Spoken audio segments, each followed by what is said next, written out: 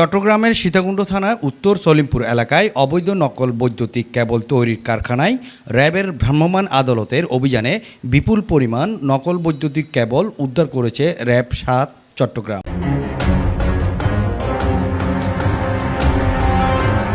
এছাড়াও নগরীর আগ্রাবাদ এলাকায় একই অভিযান চালিয়ে নকল বৈদ্যুতিক কেবল জব্দসহ মোট ৩টি প্রতিষ্ঠানকে ৮ লাখ টাকা জরিমানা করা হয়। সোমবার সকাল ১১টা থেকে দুপুর ৩টা পর্যন্ত চট্টগ্রাম র্যাব সদর দপ্তর এর নির্বাহী ম্যাজিস্ট্রেট মোহাম্মদ আবু হাসান অভিযান পরিচালনা করেন। এ সময় বিএসটিআই প্রতিনিধি ও র্যাব ৭ চট্টগ্রামের অন্যান্য সদস্যরা উপস্থিত ছিলেন।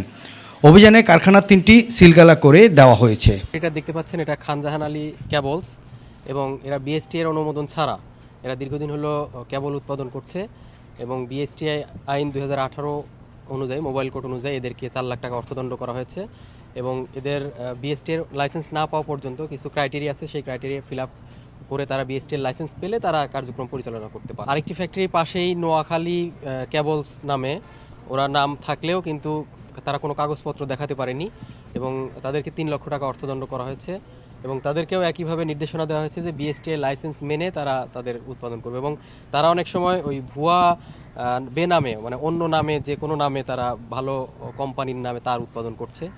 এটা আসলে আমরা তাদেরকে আইনের আওতায় নিয়ে এসেছি এবং আমাদের অভিযান আজকে সারা দিনব্যাপী চলবে।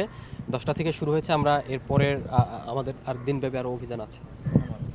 অভিযানিক দল গোয়েন্দা সূত্রে খবর পায় যে সীতাকুণ্ডের এই ফৌজদারহাট এলাকায় কয়েকটি জায়গায় অবৈধভাবে বৈদ্যুতিক তার উৎপাদন করা হচ্ছে, যার বিএসটিআইয়ের কোনো অনুমোদন নেই এবং তাদের ফ্যাক্টরির কোনো লাইসেন্স নেই।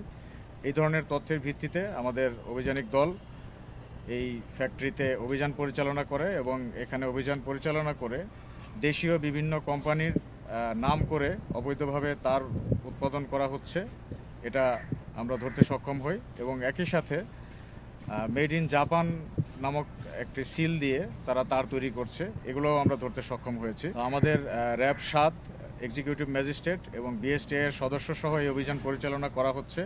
বিএসটিআই এগুলোর গুণগত মান এবং লাইসেন্স এগুলো পরীক্ষা করছেন এবং নির্বাহী ম্যাজিস্ট্রেট মহোদয় তিনি এই অপরাধের